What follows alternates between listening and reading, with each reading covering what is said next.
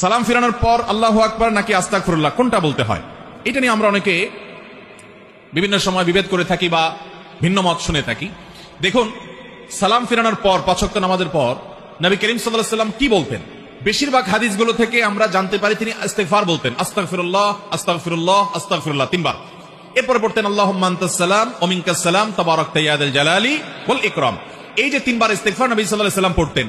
বুখারীর একটা হাদিস আব্দুল্লাহ ইবনে আব্বাস রাদিয়াল্লাহু তাআলা বর্ণনা করেছেন, সেখানে আছে নবী সাল্লাল্লাহু আলাইহি ওয়াসাল্লামের নামাজ শেষ হওয়াটা তিনি জানতে পারতেন, টের পেতেন নবীজির মুখের তাকবীর শুনে। এখন এই হাদিসের আলোকে অনেক উলামায়ে কেরাম বলেন তাহলে সালাম ফেরানোর পর প্রথম তাকবীর বলতে হবে, যেহেতু তাকবীর শুনে সাহাবী বুঝতেন নামাজ শেষ হয়েছে, তার মানে আগে আল্লাহু আকবার বলতে হবে, এরপর 3 বার ইস্তিগফার বলতে হবে। এটা একটা গবেষণা এই হাদিসের আলোকে। অবশ্যই এটা যে সমস্ত উলামায়ে কেরাম বলছেন এই হাদিসের ভিত্তিতে বলছেন, সেটিকে উড়িয়ে দেওয়া যাবে না, অর্থাৎ তারা হাদিস বিরোধী আমল করেছেন বলা যাবে না, এটাকে সুন্নাহর খেলাফ বা আপনি একেবারে সারাসার গলত বলবেন না, বরং এটা তার গবেষণা হতে পারে এটা। আবার যে সমস্ত উলামায়ে কেরাম মনে করেন যে না, ইস্তিগফার দিয়ে পড়তে হবে, কারণ সমস্ত হাদিসগুলোতে ইস্তিগফারের কথাই বলা আছে। যে হাদিসে আল্লাহু আকবারের কথা বলা আছে ওই সাহাবী আবার বুখারীতেই বর্ণিত হাদিসে নবী সাল্লাল্লাহু আলাইহি ওয়াসাল্লাম সালাম ফেরানোর পর ইস্তিগফার পড়তেন, সেটা বর্ণনা করেছেন।